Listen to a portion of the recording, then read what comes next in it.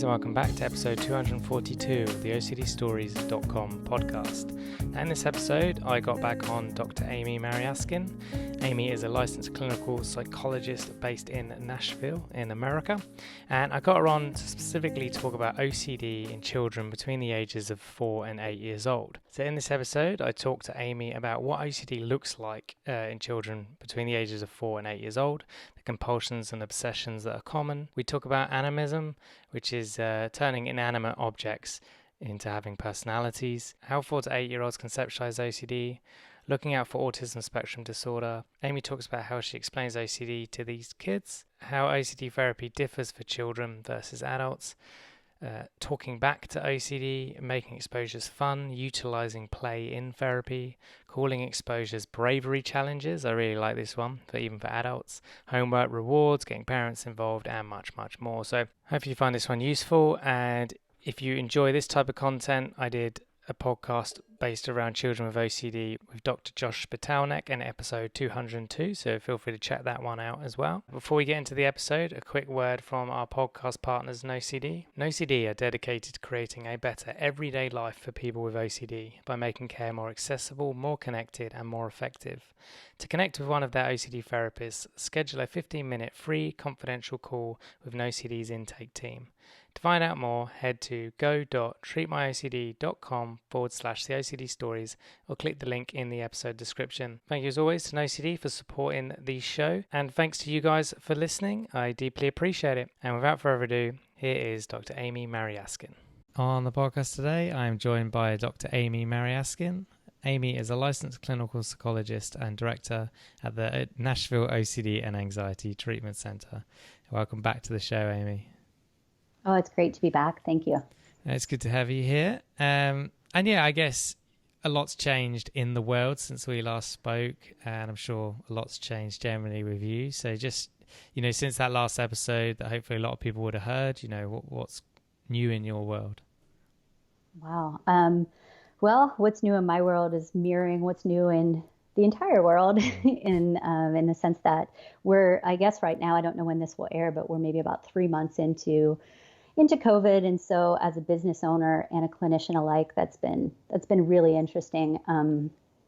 We have made a quick switch to all telehealth, and that's been pretty good overall, but certainly in the population that we're going to be talking about today, the younger kids, so the itty bitties, that's I can talk a little bit about my attempts at doing cobbling together some therapy over a screen with the little ones, but yeah, by and large that's gone okay, and everybody in the clinic, and I'm thankful in my personal life everybody's stayed healthy, and yeah, so it's interesting how we were talking about a little bit earlier, like there's this sort of collective real-time grief and trauma that we're all going through, and but I think all things considered, things have continued to go well with the clinic. We have a new postdoctoral associate who's going to be starting in July, and then we'll pretty much be full therapist-wise. So all Awesome. Good stuff, just a little bittersweet since we can't all celebrate together. No, exactly. It was good to see you're progressing anyway, given everything that's kind of gone on. So, as you said there, we're talking about the younger people, kids, children with OCD. Specifically, we're going to talk about 4 to 8 year olds. So my first question was, I'm sure there's many ways to answer this, but what does OCD look like in a 4-year-old? Yeah, it's a great question, and I think it's one where we're still kind of refining the answer, in part because, as we know, kids at that age, from starting in toddlers and then all the way out through that kind of younger school age demographic, you do see a lot of normative kind of rituals, bedtime rituals, and they're helpful. Or I want for this always to go the same way, or I want to play this same game. We're going to play this same game. You're going to be the dinosaur and I'm going to be the cat, and this is how it goes, and it's the same script every time.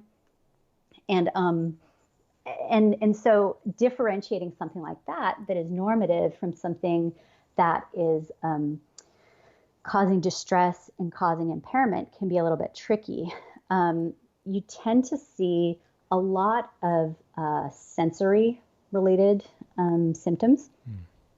So, which again, you can see in other disorders. You can see that with autism spectrum disorder, but you might see kids who have a really hard time with the seams on their socks or the tags in their shirts or things being too scratchy or having their hair pulled back or things like that. Tights, little girls who are just like pulling off their tights, you know, the moment that they're out of their parents' vision.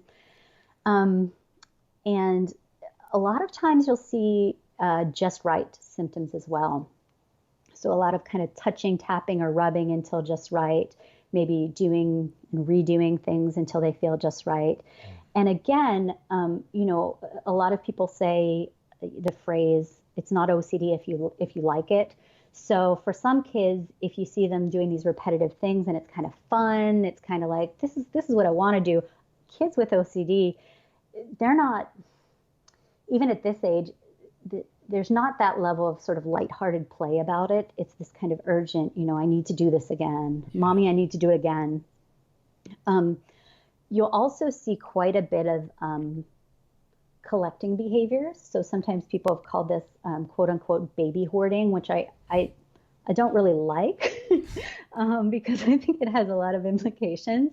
And it's certainly not hoarding disorder, but you'll get, you know, kids who have not just like, hey, I like pine cones, but like I've got a corner of my room that's like Pine Cone Mountain and do not touch it because this is my stuff.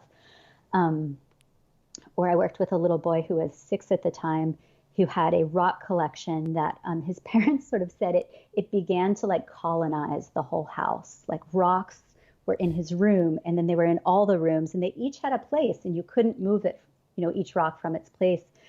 And it was so interesting because I talked to him about, well, you know, are there some rocks that are, you know, would some rocks be easy? I'm trying to do a hierarchy. And I'm like, well, are the bedroom rocks harder than the living room rocks? And he just looked at me and he said, it was so sweet. He said, all of my rocks are special. So yeah, those tend to be, and of course you can see all kinds of symptoms. I mean, one of the ones that I think we tend not to think about in the itty bitties and the little ones is sexual symptoms. And these can be quite alarming when parents see them.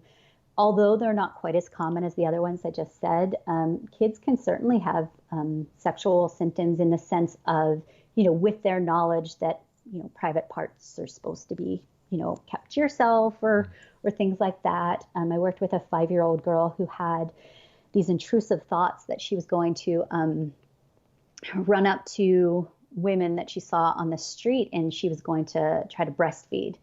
And she didn't want to do it. And it was really scary. And it was like this mean thing in her head is telling her it's going to happen. So of course, if a child comes in and they say, you know, I'm having thoughts about touching somebody else or something like that, we do take it seriously in the sense that we want to make sure that there's not been any kind of inappropriate exposure or, you know, sexual trauma or abuse or anything like that. But oftentimes it's just, you know, it's the same thing that happens in adults' heads. It's like, well, that's a scary thought. And so the OCD is kind of like, well, you know, you better do everything possible not to make that happen. So this kid was like, she would just hide behind her mom. She didn't want to see any women. She didn't, she didn't want to say the word breast or anything like that. So we did a lot of exposures around that, and she got better. So same treatment. Yeah, no, thank you. That was interesting. And with the pine cone and the pile of pine cones and the rocks in the various rooms, what were the obsessions behind that, or the fears that were leading that compulsive behavior? Yeah, it's a great question. One of the things that we see in little kids, and this is normative, is you'll see something called animism, which is the idea that inanimate objects have feelings and sort of personalities and characteristics and things like that. So his concern was that, if I remember correctly, with the rocks, he was concerned that the rocks would be lonely if they were taken away from their buddies, kind of, or that they wouldn't have, they just wouldn't be taken care of if he wasn't taking care of them. So that was kind of, that's what he would say, which is really sad to like argue with a kid and be like, well, you know what? They are going to be all alone and let's go throw them. That's what we ended up doing for one of his last sessions. He brought in some of his rocks to the office. I had him bringing in a few rocks each session. He'd bring some in, and he had to know they were going to be safe with me. That was kind of the, that was like the intermediate exposure. But then our last session, we ended up, this was like 3 offices ago. There was this old, like rusted out sign behind the building, and then there were woods behind that. And we played a game where we took the rocks and we tried our hardest to throw them and hit the sign, which sounds bad that I was like, sounds like we were, delinquents together. But it was kind of fun, which is another thing I can highlight as we talk more about how to engage kids in exposures. As hard as it is for adults to hear, I'd like you to do this thing that's really difficult, because even though it feels terrible in the short term, it's really, for your benefit in the long term. So that's hard for adults, and adults have that complex sort of metacognitive ability to understand that. And with kids, it's, at least my approach is, you kind of have to make it fun. So once I made the rocks into this game, we're not just chucking them into the woods and saying, be lonely forever, but we're making it into a bit of a game. That was helpful. Yeah. No, thank you for that. And it's really interesting to hear the term animism. Am I saying that right? Yeah. Because, self-disclosure on my part, in my childhood, that's definitely how a lot of OCD showed up for me when I was really young. It would be sort of, I think it was 7 or 9, it might have been 9 sort of stuffed toys, couple green dinosaurs, and I forget what the rest were, but they were my favorite. And I'd have to line them up each day in perfect order, in size order, or something bad would happen. But I would also they would have feelings, these stuffed toys. I know they weren't real, but it was this feeling of, but there's some, maybe it's kind of like, not necessarily Toy Story, but it could be also like a pen lid falls under my wardrobe, and part of me goes, well, if the pen lid's under there, if it doesn't get discovered for years until someone moves that wardrobe, it's going to be sad or lonely, and then I would feel guilty. And on odd occasions, that would still pop up for me now. If I lose something under somewhere, this guilt comes up, and now I know, like, to not to lean into it and not give in. But like, it's weird how so that animism I could really relate to. It makes sense with young children with their imaginations, why they would animate inanimate things. And it's also interesting because when you think about inflated responsibility as being one of those kind of underlying cognitive components of OCD, for those of us who are, adults or even teenagers, you begin to have you just begin to have more true responsibility in the world. So, I'm truly, I could hurt my friend's feelings, or, I have to drive, myself to work or to school or whatever it is. And when you're a kid, you don't really have, I think, and this is just, I'm just sort of talking off the cuff now. I hadn't thought about this, but they don't really have a whole lot of things that they have to be responsible for. And so it almost feels like it's OCD's way of being like, well, but you do have to protect your rocks. Yeah, no, that is really interesting. I've not seen that before in the literature, so I'm sure it's there, but I haven't seen it. But it'd be great to read more on that. Okay, so where's my next question gone? Yeah, so how do, so when 4 to 8 year olds come to you, and obviously there's going to be a big difference between that 4-year-old and that 8-year-old when they're talking to you, but when they first start telling you what's going on in their heads, how do they explain OCD from what they understand of it? Yeah.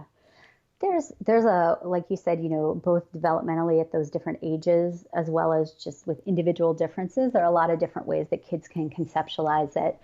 But oftentimes, and I mentioned kind of metacognitive abilities, kids as young as 3 or 4 have the ability to reflect a little bit back on their thinking. So some kids will come in and, like we've all sort of in the field debated about how much we want for individuals to externalize the OCD itself and kind of think of it as a separate entity. And but a lot of times the kids have already done that work a little bit, and they'll say things like, well, my worries say I have to do this, and they kind of naturally go there.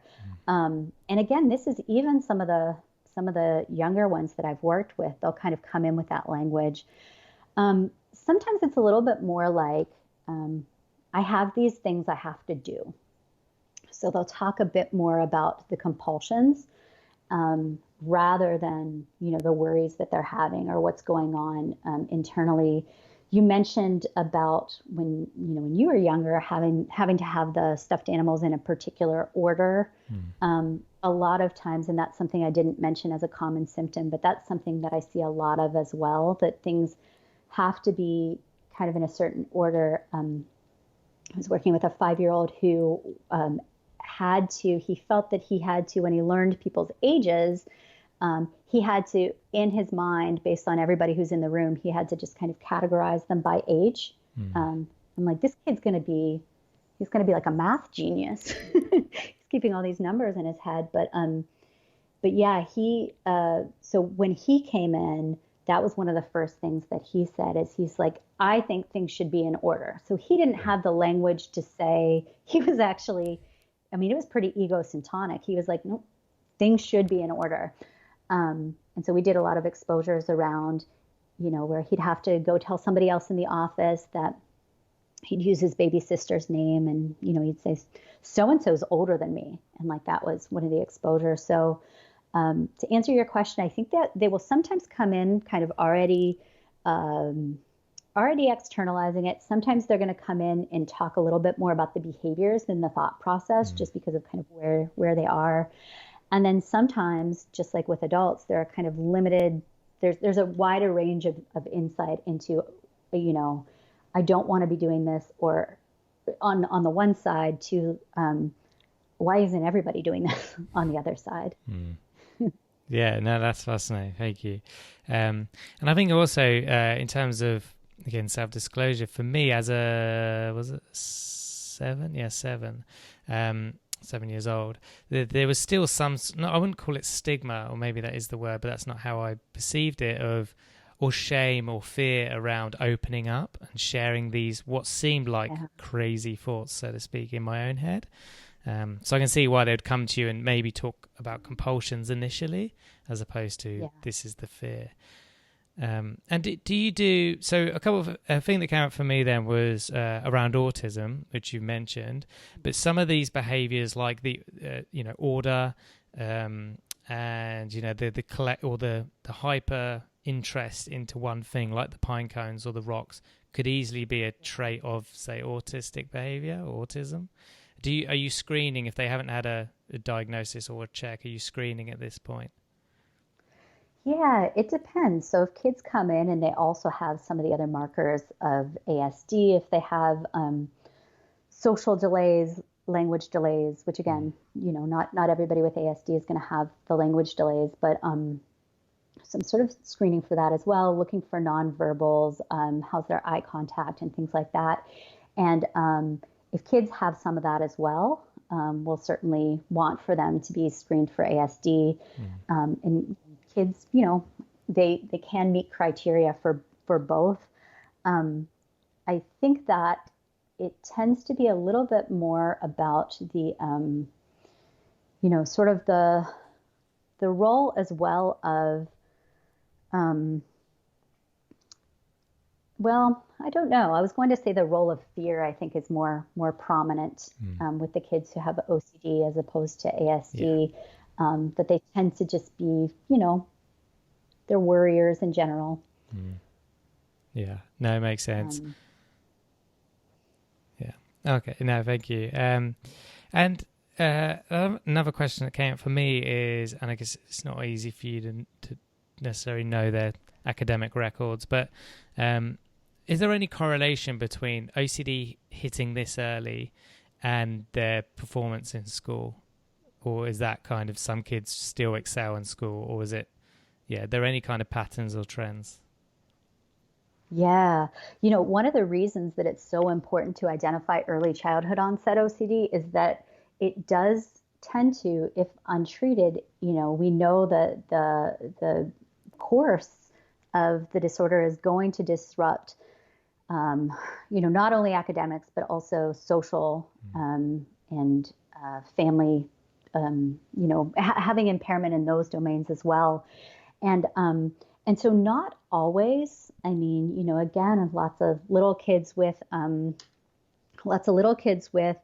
with OCD will have, they're bright, they're perfectionists, and, you wouldn't be able to tell at school, whereas others, it just depends on how their symptoms manifest. But certainly, so I would say it's almost, as far as I know, and again, I think there's a real positive research in this particular age group. There are a couple protocols out there, or a couple studies that have been done.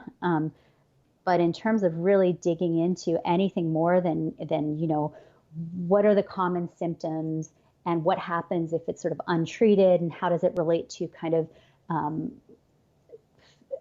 family? We know that kids with early onset OCD are more likely to have that familial pattern of OCD. So there's kind of a higher genetic loading. But other than that, I'm mostly just speaking sort of from my experience, that we have some of the kids where it's like, they're really having a hard time in school because, just like anybody else, they're plagued by their symptoms. Yeah. And then we have others where teachers are like, I had no idea. They're the ideal kid. Yeah, no, it makes sense.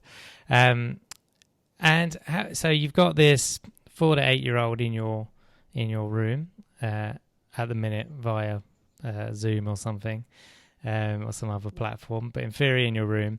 And how are you explaining, I think, again, it's going to differ between ages, but how are you explaining this is what's going on for you, sort of in a, child-friendly way? Yeah. Psychoeducation with this age group is fascinating. And I think this is a place where therapist creativity kind of gets to shine, in terms of, trying to relate it to things that kids can understand or relate it to their interests. I really do concentrate on compulsions a lot more with this age group. Again, because of a few things. I mean, there tend to be fewer mental compulsions, so they tend to be primarily overt compulsions, and behavior is easier for kids to track and to be aware of. So I will say things like, whenever you do, and I'll use the words that they use. So I worked with a little boy who used the word HAFTAs, HAFTA. He said, these are my HAFTAs, because he felt like he had to do them, right? I have to do them. So, with your HAFTAs, the thing is, your HAFTAs are like, if your OCD is big old balloon, every time you do a HAFTA, you're putting more air in the balloon. And what happens when you put air in a balloon? Well, it gets bigger, bigger and bigger.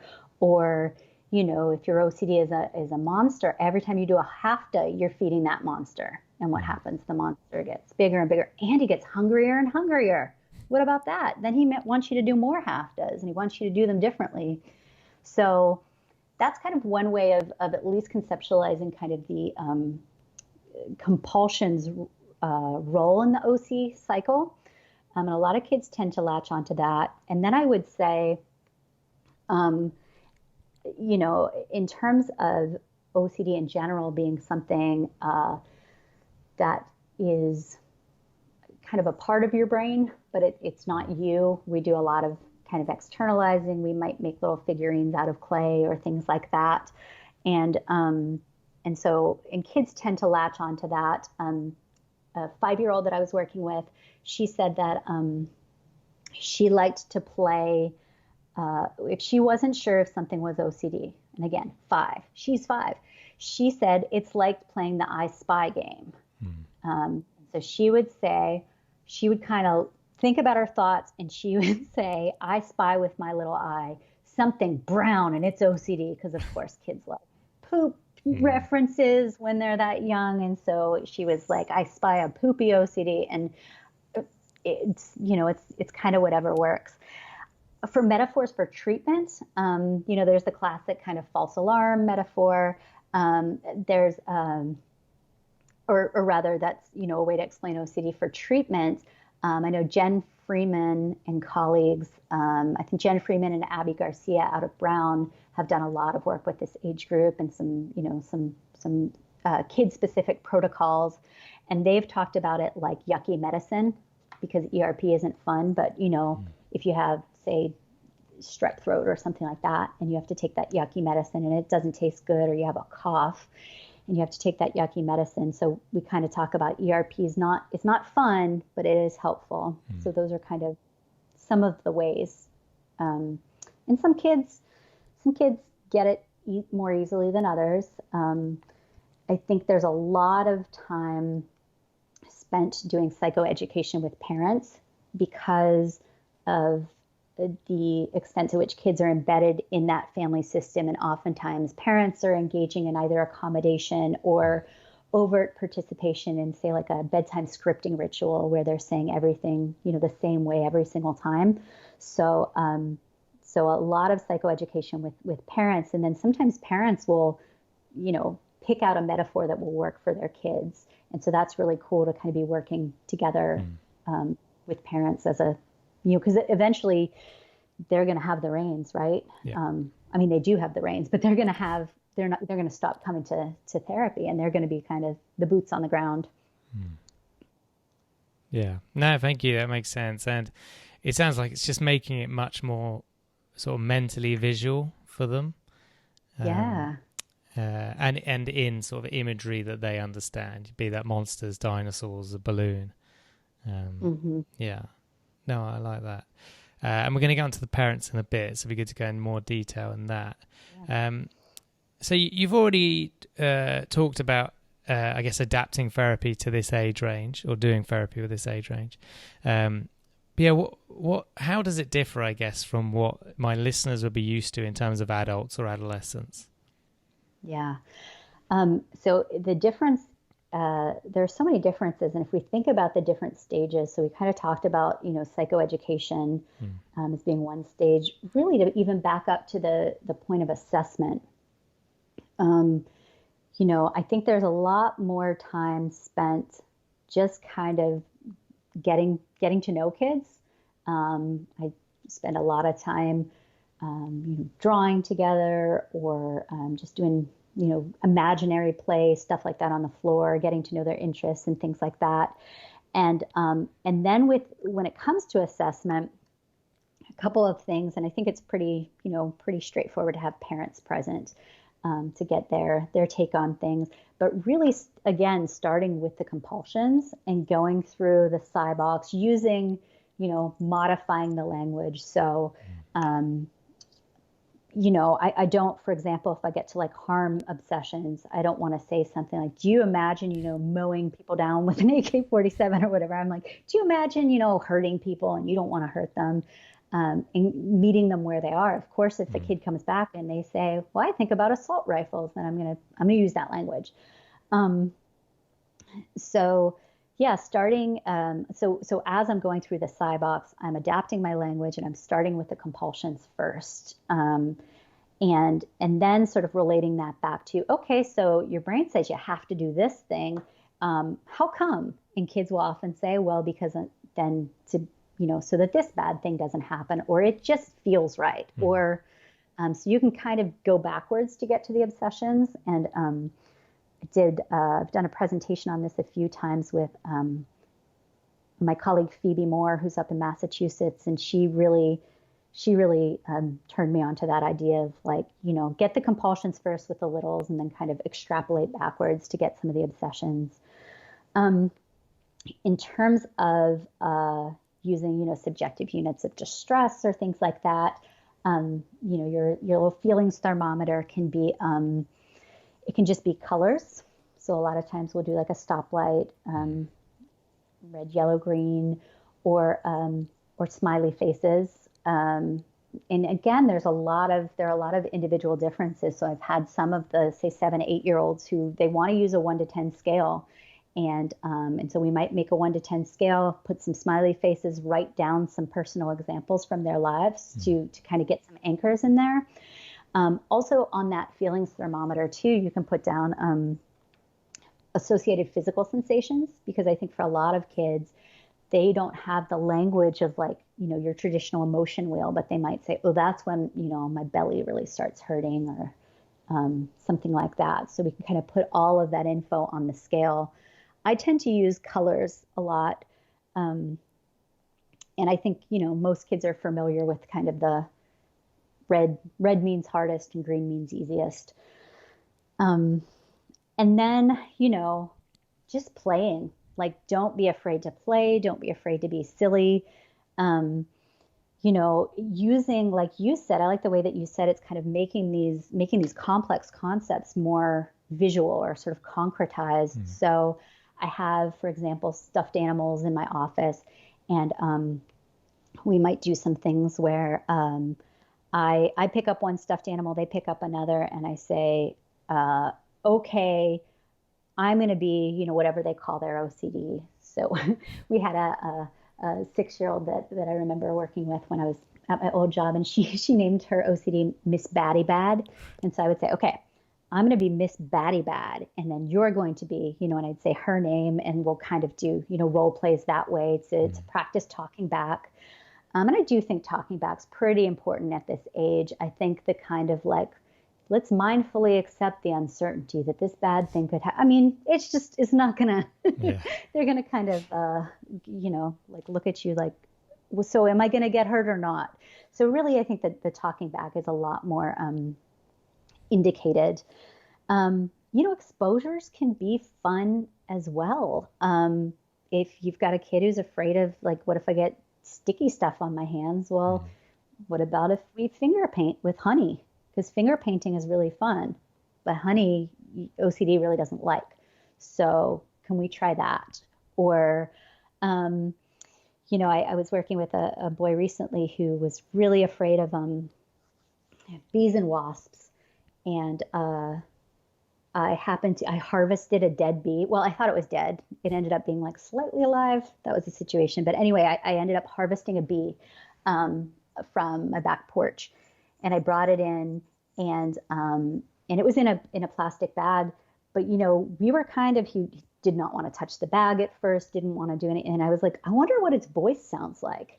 And this is a really creative kid, so he's like, ooh, I want to make it talk. And I was like, you have to hold it and make it talk. So by the end, he's holding this bee, which is barely alive, and he's holding it and making it, my name is Mr. B. So I guess this has a little bit more to do with like ARFID, or avoidant restrictive food intake disorder, but that's kind of like a fear or discomfort with certain foods. But with those kids, like let's say they don't want to try carrots, or carrots make them feel funny, and oh well, bummer, because we're going to play tic-tac-toe. But with carrots, you get to be carrots, I get to be pretzels, and then we have to eat them at the end or something like that. And I will say those are kind of sort of like your initial level exposures, if that makes sense. You're kind of hooking them in with the fun, and then moving on to, okay, let's hold this bee and think about like, yeah, a bee could sting you and that would be really scary. Or, it's a way to, I wouldn't do it with adults because it would essentially be kind of neutralizing it in some ways. But with kids, it's just so hard to get buy-in otherwise. Yeah. No, thank you. That makes sense. So I was going to say that I was thinking I couldn't even hold a bee now. So even if it had passed. Okay. So, play. So it's not play therapy. You're doing CBT, but do you bring any elements of play into the session? Yeah, absolutely. Absolutely. I think, other examples might be things like, a lot of times, and not every kid is is super physical. But a lot of times, like the 4 to 6 year olds, they are wiggle worms, they're busybodies. And so I might do things like in my office, I have this little, I don't know what you would call it. I think it's called a poof, but it's like a furniture element. It's this thing that's on the floor in my office that you can sit on or put your feet on or whatever. Yeah, poof. And so, yeah. Yeah. So I will have the kids use, you know, okay, well, if you're going to tell me about, when you tell me about how your week went, I need you to sit on the poof and I need you to give me all your attention. And then we can get up and do we can do a little game or something, or we can run around. And so, but the poof is for telling me about, for telling me about your week. Or for another kid, the poof was kind of like, he said, well, it's gray and it kind of looks like a brain. So when I sit here, I'll talk about my brain. And I was like, sweet. I mean, they're just so effortlessly creative. So things like that, I always give the example of, working with a little one who had worries about, was just learning about even and odd numbers in school and had worries about odd numbers. They just didn't feel right. And so having to do things an even number of times. And so I ended up kind of creating a little bit of like a mini obstacle course in my office. And I said, it's really fun, but the only rule is you have to do everything 3 times. And you could just see that he was like, oh, that looks really fun, but 3 times doesn't feel good. So in that sense, yes, I think the whole thing, the more you can make treatment feel like play, I think the better. And I, to be honest, I know that you're studying play therapy, and you probably know a lot more than I do about sort of the tenets of play therapy itself. I'm not sure that I'm doing anything that's close to play therapy, but I definitely feel like I'm playing. Yeah. Well, that's it. It's just in play. There's different types of play therapy. So the one I've been doing with clients is non-directive, which is the young person effectively, they're in charge, they lead, I'm following, supporting them, containing them, etc. But you can do CBT-based play therapy, which is more directive, and which will have elements of what you're doing. So, yeah. And there's, play therapy comes in many shapes and forms. But yeah, you're absolutely doing it. And obviously, especially for young kids, that's how they communicate, right? They don't necessarily have the words, but they can talk through their toys and their play and their metaphors. So, homework is a big part of CBT. But with these, especially with the really young ones, is there any homework you give the families, or do you just kind of leave it? Oh yeah. They get plenty of homework, and a lot of times it's going to be it's going to be the more kind of measurable you can make it, the better. So having, say, a sticker chart or something like that with some goals. A lot of times kids will call, instead of calling things exposures, they'll call them I know we had a clinician in our office who was doing exposures with a little one, and they called them bravery challenges. And I just thought that was beautiful. I love that. I mean, that's really what they are. These kids are so brave. But it might be, doing X amount of exposures per day to get a sticker. And then sometimes, a lot of these kids also do have, they have some co-occurring issues as well. Not all of them, but in one study of kids 4 to 8 showed about 60%, so 58% of those kids who met criteria for OCD also met criteria for another kind of what we would call an internalizing disorder. So, other kind of, separation anxiety is really common, or GAD, things like that.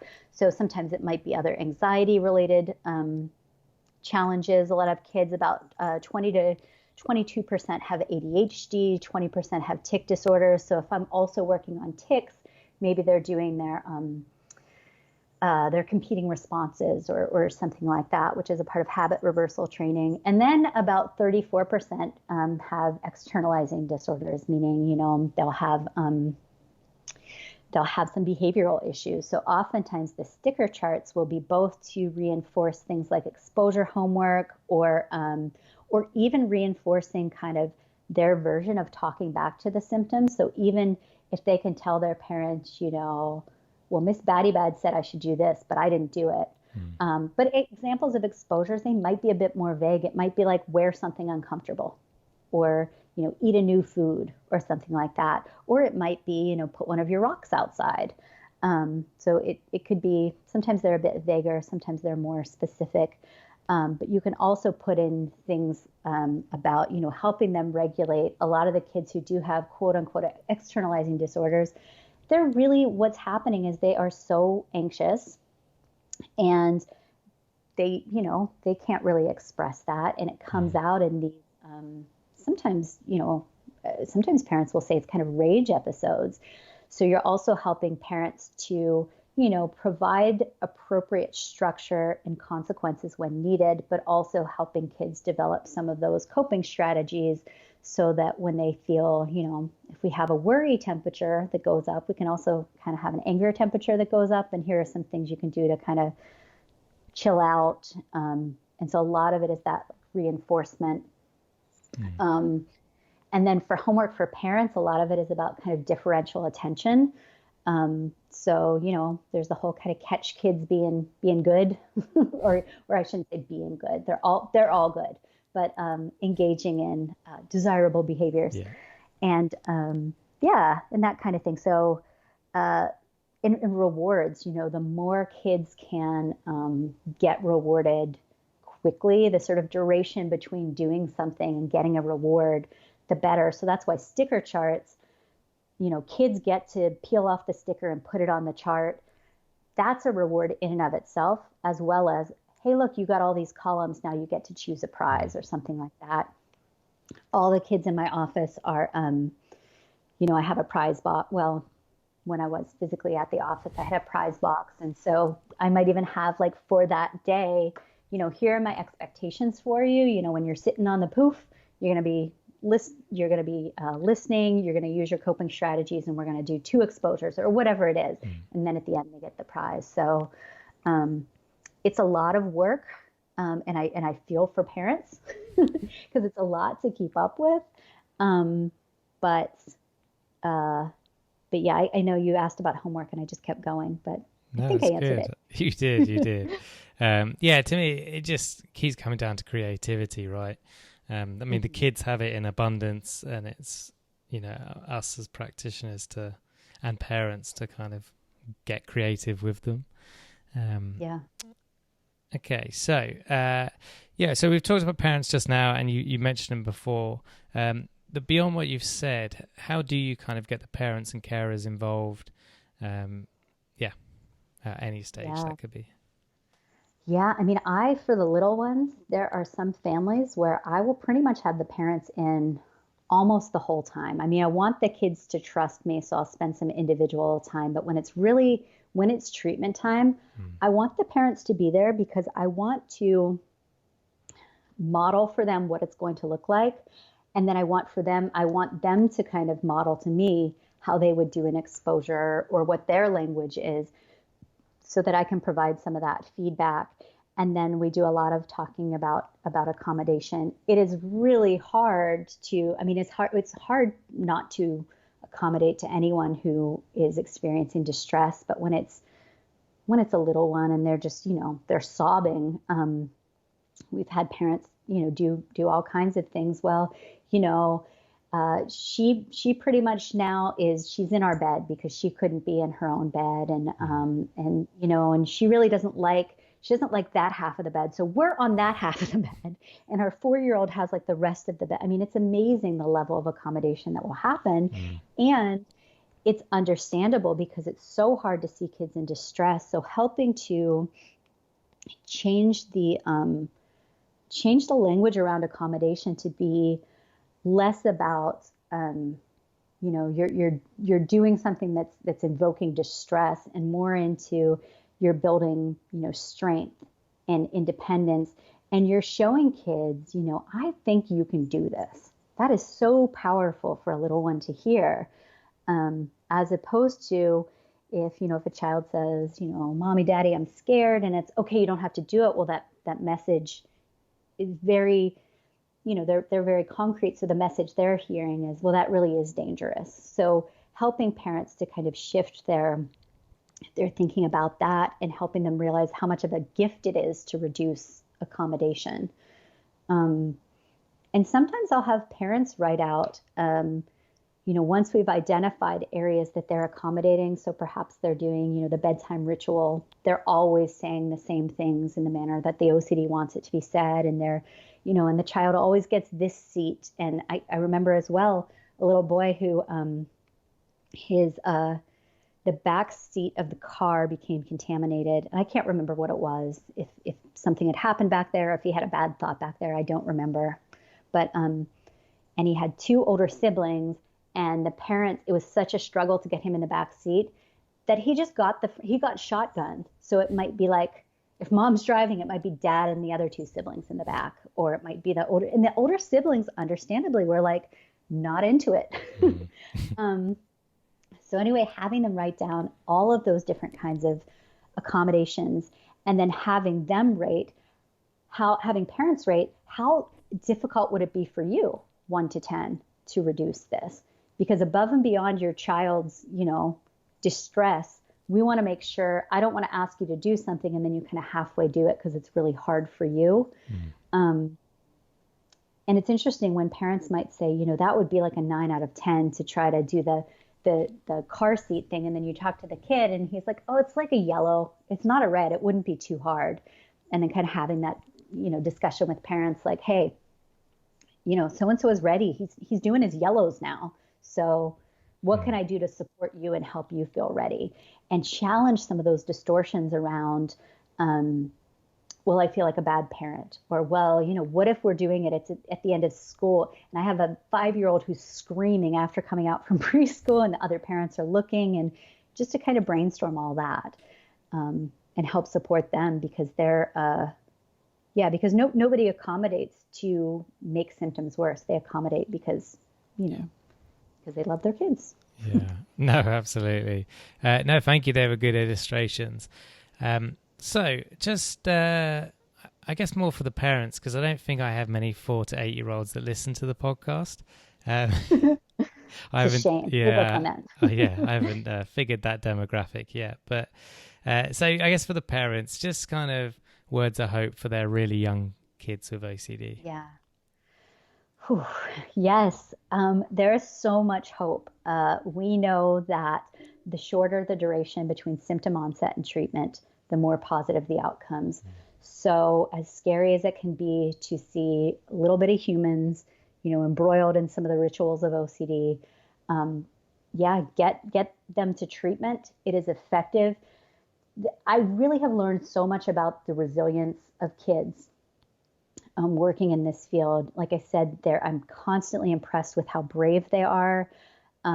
Words of hope as well. I think there are a lot of parents, because childhood onset OCD does have more of that genetic loading. 20% of kids who have childhood onset, so 20% of kids with OCD, sort of pre-pubertal onset, will also have one parent with OCD. So a lot of times parents will have a lot of guilt around like, well, I brought this on my child. Should I have done this? Or should I have even had a child? That kind of stuff.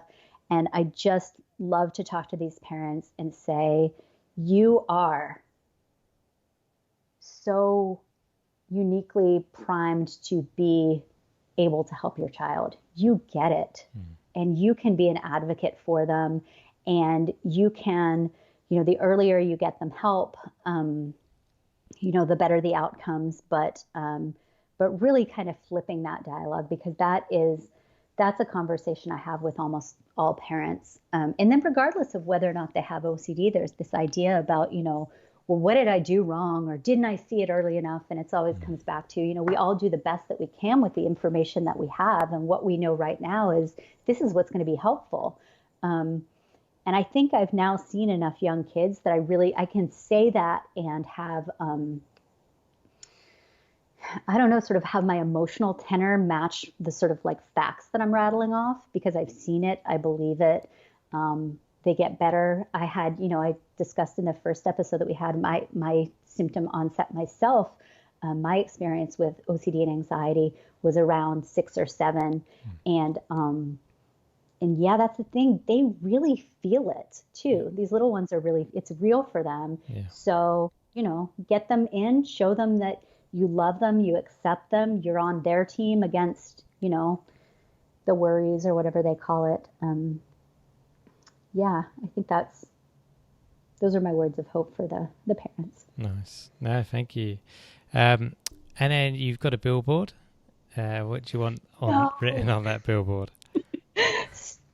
Dude, this is my 3rd billboard, I think. I was like, there's no way he's going to ask me about the billboard again. Yeah. So, let me try to make it young kid related then. I think it would be something about, something about like, maybe it'd be like a series of little cartoon faces of kids with different emotions or something like that. And it would say like, your child's emotions are valid, listen to them or something like that. Yeah. I was thinking before this podcast about, what I just said with like these kids, the emotional experiences are so real that it's a little anecdote. And I thought of it because it happened earlier today. I was listening to music, and this thing happens when I'm listening to music from the 80s, where if a song comes on from 1987, my sympathetic nervous system, my amygdala, something happens, and I just get this rush of like anxiety. And it's right around like when my symptoms, I think, were probably at their worst was when I was just a little bitty. And so, and it's not funny, but it's interesting now because it just brings me back to that place, and how incredibly scary it was. And you mentioned, shame and embarrassment and all those things. I remember feeling all of that.